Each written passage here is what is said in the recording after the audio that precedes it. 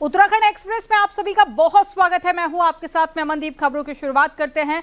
पिथौरागढ़ से एक हैरान करने वाली खबर सामने आई है, जहां पर शहर में जाखनी वार्ड में 12 साल के बच्चे ने पंखे से लटककर अपनी जान दे दी है।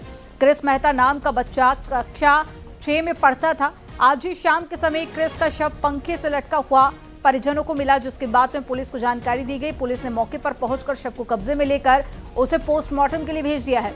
मात्र 12 साल के बच्चे की आत्महत्या की घटना ने हर किसी को हैरान कर दिया है। बताया जा रहा है कि बच्चा मोबाइल देख रहा था और ऐसे में आशंका यह भी जताई जा रही है कि मोबाइल के किसी गेम को वो प्लान कर रहा था, तभी उसकी मौत हो गई। एक 12 वर्षीय बालक के द्वारा सुसाइड कमिट किया गया है। हम लोग इस सूचना पे मौके पे आए हैं, तो यहाँ पे बालक क्रिश मेहता है, ये 12 साल का है, 6th क्लास में पढ़ता है। मौके पे देखा तो इसके द्वारा हैंग किया गया था। इसके कारणों की हम लोग जांच कर रहे हैं। फिलहाल हमने बॉडी को कब्जे में लिया है। देहरादून में मुख्यमंत्री पुष्कर सिंह धामी ने आज केंद्र की विकास योजनाओं का स्टेटस रिपोर्ट लिया और प्रेस कॉन्फ्रेंस पर मुख्यमंत्री ने कहा कि केंद्र सरकार के प्रगति पोर्टल के जरिए उत्तराखंड में चल रही केंद्रीय योजनाओं की मॉनिटरिंग की जा रही है, जिससे और तेजी मिल रही है। सीएम धामी ने कहा है कि उत्तराखंड में संचालित 3.5 लाख करोड़ लागत की 42 केंद्रीय योजनाओं की मॉनिटरिंग केंद्र सरकार द्वारा की जा रही है, जिसमें से 12,000 करोड़ रुपए लागत के 10 प्रोजेक्ट पूरे हो चुके हैं, जबकि 32 योजनाओं पर तेजी से काम जारी है।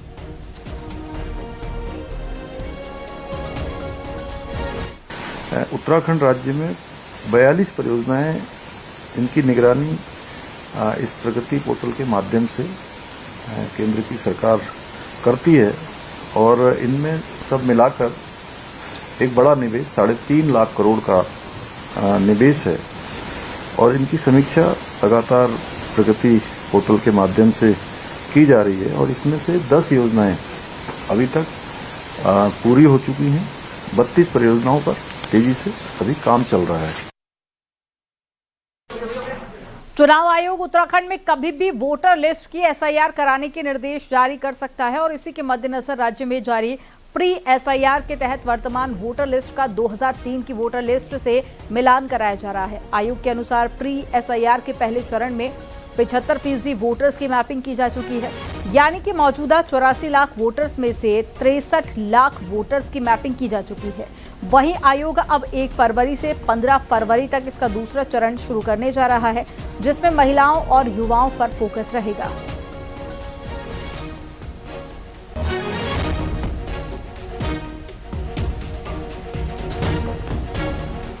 अभी हम लोग नया एक विशेष अभियान प्रारंभ करना चाह रहे हैं, जिसमें विशेष रूप से महिला मतदाताओं को और जो युवा वर्ग के मतदाता हैं जिनका 2003 में नाम नहीं था, लेकिन उनके माता पिता का नाम या उनके दादा दादी का नाम उसमें शामिल था, तो एज अ प्रोजेनी उन मतदाताओं को चिन्हित करने का एक विशेष अभियान 1 फरवरी से लेकर 15 फरवरी तक हम लॉन्च कर रहे हैं। इसमें हम लोग अभियान में हमारा जो BLOs होगा, ये हर घर तक संपर्क बनाएंगे, हर मतदाता से संपर्क करेंगे और उनके घर में जो महिला मतदाता हैं विशेष रूप से उनके बारे में जानकारी हासिल करेंगे। टिहरी में एग्रो फेस्टिवल और साथ ही SIC प्रतियोगिता के समापन कार्यक्रम में सीएम पुष्कर सिंह धामी पहुंचे। इस दौरान सीएम धामी ने खिलाड़ियों को सम्मानित किया। प्रतियोगिता में पैराग्लाइडरों ने करतब भी दिखाए। सीएम धामी ने कहा कि टिहरी में एरो स्पोर्ट्स की काफी संभावनाएं हैं, जिसको लेकर सरकार काम कर रही है। सीएम धामी ने कहा है कि सरकार साहसिक खेलों को बढ़ावा दे रही है। इसके साथ ही मुख्यमंत्री ने यह भी कहा कि सरकार पर्यटन और स्वरोजगार को बढ़ावा दे रही है, ताकि युवाओं को आत्मनिर्भर बनाया जा सके।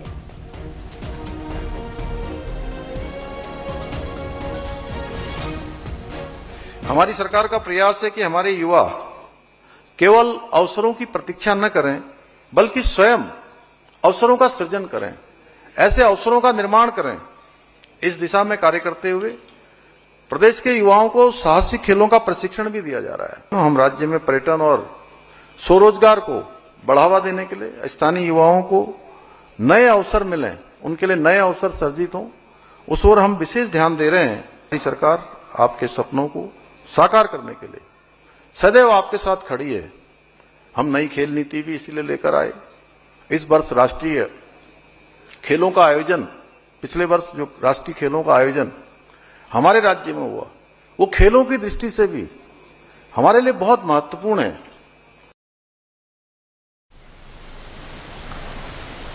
टिहरी में पैराग्लाइडिंग चैंपियनशिप के दौरान एक बड़ा हादसा टल गया। संतुलन बिगड़ने के बाद में 2 पैराग्लाइडर पायलट झील में गिर गए। एसडीआरएफ की टीम तुरंत रेस्क्यू के लिए पहुंची और ये रिपोर्ट आपको दिखाते हैं।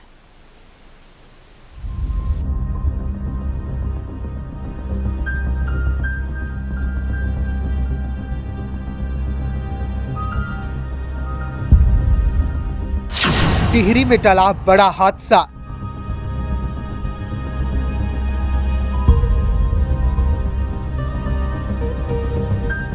झील में गिरे 2 पैराग्लाइडर पायलट। रोंगटे खड़े कर देने वाली ये तस्वीरें टिहरी से आई हैं, जहां विशाल झील के ठीक ऊपर पैराशूट दिख रहा है। पैराग्लाइडिंग चल रही है और उसमें 2 पैराग्लाइडर पायलट हैं। वो झील की तरफ बढ़ रहे हैं, लेकिन संतुलन पूरी तरह बिगड़ गया। अब झील में दोनों को गिरने से कोई नहीं बचा सकता। तभी एसडीआरएफ की टीम तुरंत एक्शन में आई। एक तरफ पैराग्लाइडर नीचे आता जा रहा है, तो वहीं एसडीआरएफ टीम की 2 बोट उनकी तरफ फुल स्पीड में दौड़ रही हैं। अगर थोड़ी भी देर हुई तो पैराग्लाइडरों की जान मुश्किल में पड़ सकती थी। तभी देखते ही देखते ग्लाइडर झील में गिर गया, लेकिन एसडीआरएफ की टीम भी मशक्कत करने के बाद उनके पास पहुंच गई। दोनों का रेस्क्यू शुरू किया गया, दोनों को सुरक्षित बचा लिया। बाद में बोट के जरिए दोनों को झील के किनारे लाया गया। इस तरह टिहरी झील में एक बड़ा हादसा टल गया। टिहरी में एक्रो फेस्टिवल और नेशनल एसआईवी चैंपियनशिप के दौरान यह हादसा हुआ। गुरुवार की ये घटना है। बताया जा रहा है कि उड़ान भरने के दौरान पैराग्लाइडर में तकनीकी दिक्कत आई, जिसकी वजह से संतुलन बिगड़ गया। हालांकि वहां सुरक्षा के कड़े इंतजाम किए गए थे। एसडीआरएफ की विशेष रेस्क्यू टीमों को पहले से अलर्ट मोड पर रखा गया था। जैसे ही पैराग्लाइडर नीचे की तरफ आने लगा, एसडीआरएफ की टीम भी हरकत में आ गई। सूझबूझ दिखाते हुए दोनों की जान बचा ली गई। Bureau report, news 18, UP Uttarakhand.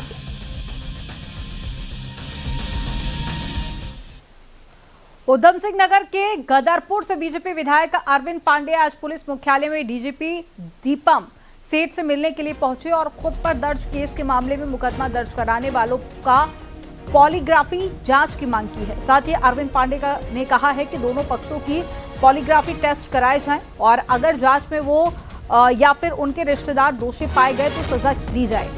और इसके साथ ही अरविंद पांडे ने यह भी कहा कि अगर वो दोषी पाए गए तो उत्तराखंड की जनता को अपनी शक्ल नहीं दिखाने वाले। बता दें कि विधायक अरविंद पांडे पर फर्जी कागज तैयार कर जमीन हड़पने का आरोप लगा है। मामले में धोखाधड़ी और 420 का केस दर्ज किया गया है। उस मुकदमे का लाई डिटेक्टर कराया जाए। जिन पे मुकदमा लगा है इन पे भी और जिन्होंने मुकदमा करवाया है उनका भी। दोनों पक्षों का लाई डिटेक्टर हो, पॉलीग्राफ टेस्ट हो, माइंड मैपिंग हो, नारकोटिक टेस्ट हो, जो जो टेक्निकल आजकल हो सकता है, दोनों पक्षों की जांच कराई जाए। और उसमें मेरा परिवार के लोग सुई की नोक इतने भी कहीं दोषी हैं तो इनके खिलाफ पुलिस की कार्रवाई होनी चाहिए। उत्तराखंड की राजनीति में मैदान के 2 जिले उधम सिंह नगर और साथ ही हरिद्वार एक बार फिर से सबसे अहम रणक्षेत्र बनने जा रहे हैं। 70 सीटों वाले राज्य में अकेले इन 2 जिलों के पास में 20 सीटें हैं, यानी कि हर तीसरी विधानसभा सीट इन्हीं से आती है और अगले चुनाव के लिए इन जिलों पर सबकी नजर है। आपको इस रिपोर्ट में दिखाते हैं।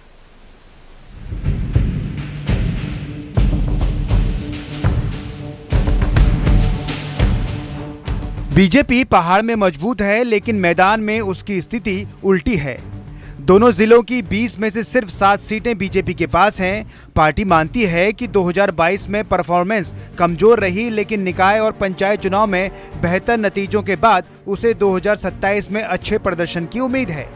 तो हमने उसके बाद जब ग्रास रूट वर्क पे और अपनी गलतियों को सुधारने के बाद उसमें वर्किंग करनी शुरू करी, तो उसके बाद से हमें लगता है कि इस बार हमारे परिणाम दोनों जिलों में अच्छे आएंगे और निश्चित रूप से आएंगे।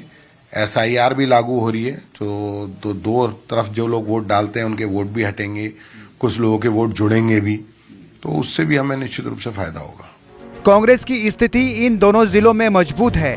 20 में से 11 सीटों पर उसका कब्जा है। पहाड़ में कमजोर पड़ती कांग्रेस इन्हीं जिलों को 2027 की बड़ी लड़ाई के लिए अपना सियासी आधार मान रही है।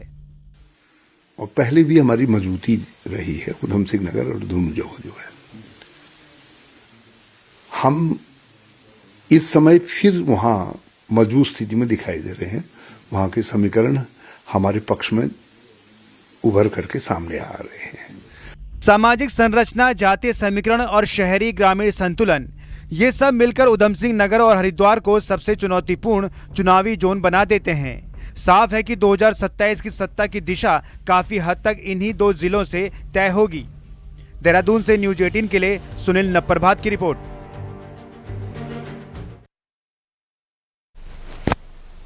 हरिद्वार के ज्वालापुर में एक बिजली के खंभे से लटकी तारों में आग लग गई। तारों के गुच्छे में आग लग जाने से बड़ी बड़ी लपटें उठने लगी, जिसे देखकर वहां पर मौजूद लोगों में अफरा तफरी मच गई। घटना ज्वालापुर क्षेत्र के पीठ बाजार के पास की है। तारों में आग लगने का कारण शॉर्ट सर्किट बताया जा रहा है। वहीं सूचना पर फायर ब्रिगेड की टीम मौके पर पहुंची और आग को बुझाया गया।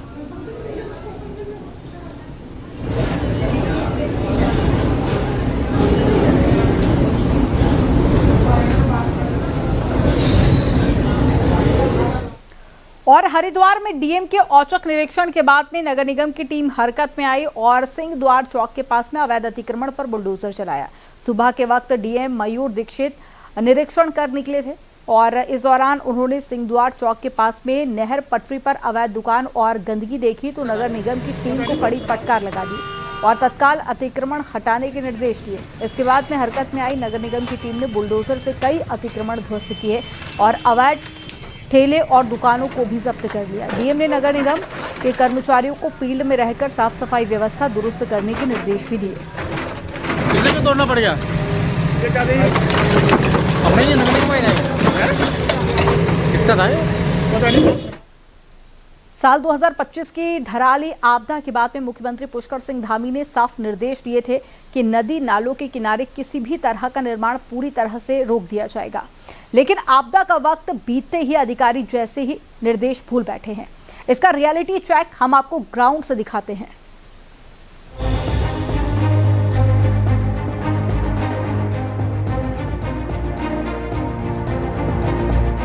धराली और देहरादून में आई आपदा के बाद भूवैज्ञानिकों ने साफ कहा था कि नदियों के किनारे हो रहे कंस्ट्रक्शन खतरे की बड़ी वजह है। नदियां जब अपने पुराने मार्ग में लौटती हैं तो विकराल रूप ले लेती हैं। इसी को देखते हुए मुख्यमंत्री धामी ने नदी किनारे सभी निर्माण पर रोक लगाई थी। लेकिन ग्राउंड पर तस्वीर अलग है। देहरादून के रायपुर इलाके में नाला पानी का राव, जो हर बरसात में तेज बहाव के लिए जाना जाता है, आज फिर से कंस्ट्रक्शन और दुकानों से घिरा है। कई बार ये इलाका आपदा झेल चुका है, फिर भी नदी किनारे दुकानें सजी हैं और घर बने हैं। और तो और 2 महीने पहले नगर निगम ने यहाँ एक पार्क का उद्घाटन भी कर दिया।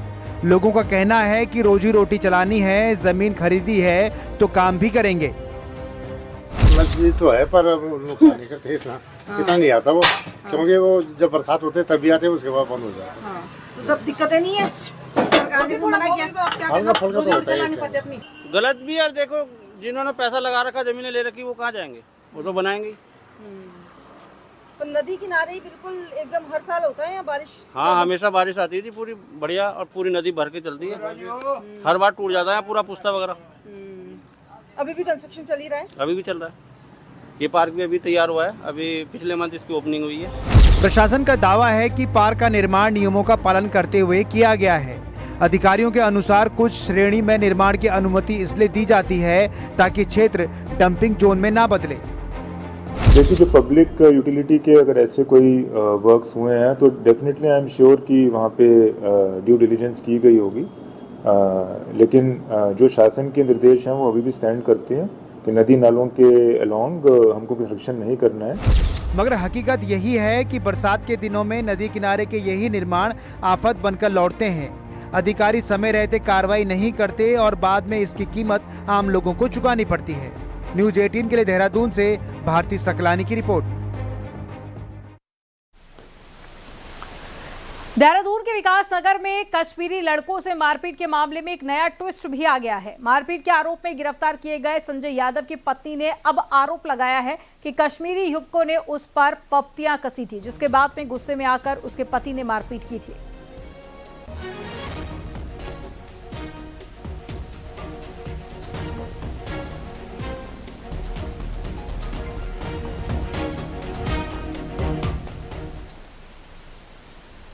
बीते दिनों कश्मीरी युवक से मारपीट और एंजल चकमा की हत्या जैसी घटनाओं ने उत्तराखंड में पढ़ने और साथ ही काम करने आए बाहरी राज्यों के लोगों में डर का माहौल बना दिया है। बढ़ती चिंताओं के बीच में मुख्यमंत्री पुष्कर सिंह धामी खुद आगे आए और कानून व्यवस्था को सरकार की सर्वोच्च प्राथमिकता बताया है।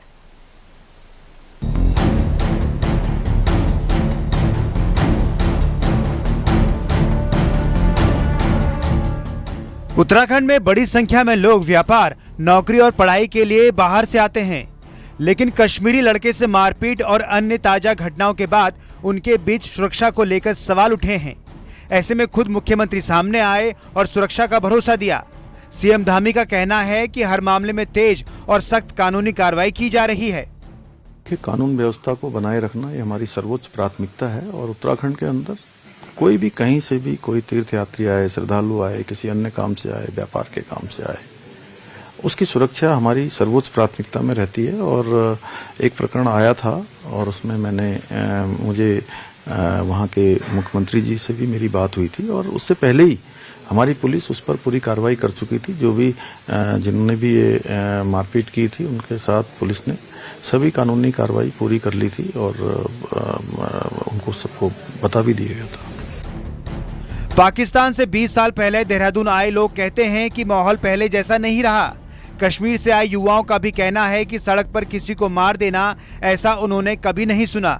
वहीं कथित हिंदू रक्षक संगठन चलाने वाले कुछ लोग ऐसी घटनाओं का समर्थन करते दिखे और कहा कि माहौल खराब करने वालों को इसी तरह सबक मिलेगा। तो गलत है ना, पीटना तो नहीं चाहिए, पीटने का कारण होगा तो पीटना है, बिना बेवजह किसी को मारना तो वो सही नहीं है। तो अब मुश्किल आप मानते हैं थोड़ा है? हाँ मुश्किल तो है, अब थोड़ा माहौल तो चेंज हो गया है, पहले जैसे तो माहौल नहीं रहा। और मारना भी चाहिए मेरे हिसाब से। अगर हमें ये बोला जाएगा तुम्हें कश्मीर में मारा गया, यहाँ भी मारेंगे, तो फिर मैं तो नहीं मानता कि हम चुप बैठ जाएंगे। नपुंसक तो है नहीं हम। और हमारे प्रदेश में आके, हमारे उत्तराखंड में आके, हमारे जिले में आके हमें कोई कश्मीरी धमका दे तो बात वो नहीं है। और सबसे बड़ी बात वो मुसलमान है। देखिए मुसलमान कहीं का भी हो, मेरे लिए वो स्लो पॉइजन है। मुसलमान धीमा जहर है, उसको खत्म करने में ही फायदा है। उत्तराखंड आमतौर पर शांति और सुकून के लिए जाना जाता है, लेकिन हाल की घटनाओं ने कई गंभीर सवाल खड़े किए हैं, जिन पर सरकार भी लगातार निगरानी रखे हुए है। न्यूज 18 के लिए देहरादून से भारती सकलानी की रिपोर्ट।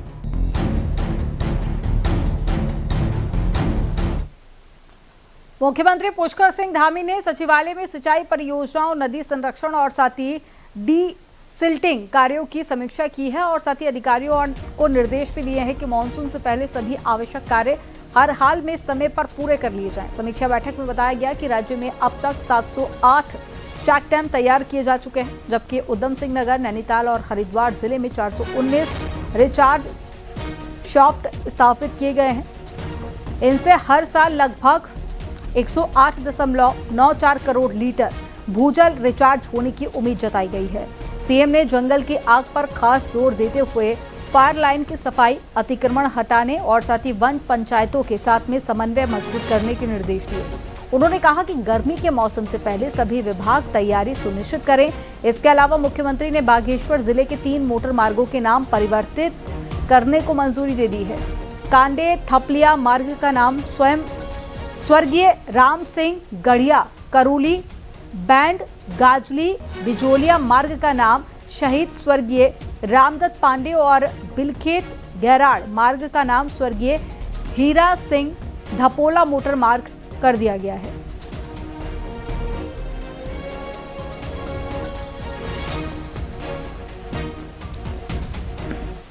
बीजेपी के राष्ट्रीय मीडिया प्रमुख और गढ़वाल सांसद अनिल बलूनी शुक्रवार को पौड़ी के कोट ब्लॉक स्थित निर्जन पातली गांव पहुंचे। उत्तराखंड में इन निर्जन गांव को घोस्ट विलेज कहा जाता है। अनिल बलूनी ने इस दौरान निर्जन गांव को आबाद करने का संकल्प लिया। पहाड़ों में बढ़ते घोस्ट विलेज और पलायन की समस्या पर जन जागरण के लिए उन्होंने पातली सहित आसपास के प्रवासी ग्रामीणों से लंबी बातचीत की और अनिल बलूनी ने कहा कि गांव का सुनसान होना चिंताजनक है और अपनी जड़ों से दूरी दर्द देती है। उन्होंने अपील की है कि हर परिवार कम से कम एक लोक पर्व, एक जन्मदिन और विवाह जैसे प्रमुख आयोजन अपने गांव में ही करे ताकि नई पीढ़ी भी अपनी संस्कृति और विरासत से जुड़ सके। सांसद ने घटते राजनीतिक प्रतिनिधित्व पर भी चिंता जाहिर की और कहा कि पहाड़ों को आबाद रखना उत्तराखंड ही नहीं बल्कि देश की सुरक्षा के लिए भी जरूरी है।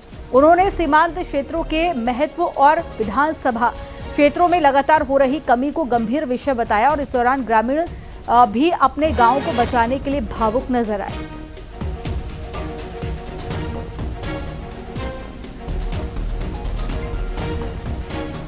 यहाँ पर पातली गांव में है। ये गांव में लगभग वीरान गांव है। सभी लोग कहीं देहरादून और श्रीनगर और दिल्ली जाके विस्थापित हो चुके हैं। आज एक शुरुआत की है इन सब लोगों को यहाँ बुला के एक मुहिम हम लोगों ने शुरू की है। अब पूरे गढ़वाल में, पूरी लोकसभा में जहाँ जहाँ गोस्ट विलेज होंगे वहाँ हम लोग जाएंगे और वहाँ के ग्रामवासियों को बुला के और ये उनसे आग्रह और अपील करेंगे कि अपने गांव में किसी तरह से नाता जोड़ के रखिए। कभी गांव में किसी एक बच्चे का जन्मदिन मनाइए, एक त्यौहार मनाइए। उत्तराखंड में आज रात से फिर से मौसम बदलने जा रहा है और मौसम विभाग ने इसके लिए चेतावनी दी है। मौसम विज्ञान केंद्र ने 31 जनवरी को कई इलाकों में बारिश बर्फबारी का अलर्ट भी जारी किया है। मौसम विज्ञान केंद्र का कहना है कि पश्चिमी विक्षोभ के चलते शनिवार से बारिश बर्फबारी के आसार हैं और पश्चिमी विक्षोभ 2 फरवरी को एक्टिव रहेगा, जिसके चलते मैदानी जिलों में बारिश तो ऊंचाई वाले इलाकों में बर्फबारी की संभावना है। मौसम विभाग के मुताबिक ऊंचाई वाले इलाकों में इस बार और ज्यादा बर्फबारी हो सकती है, जिसके चलते सभी जिलों में भी अलर्ट जारी किया गया।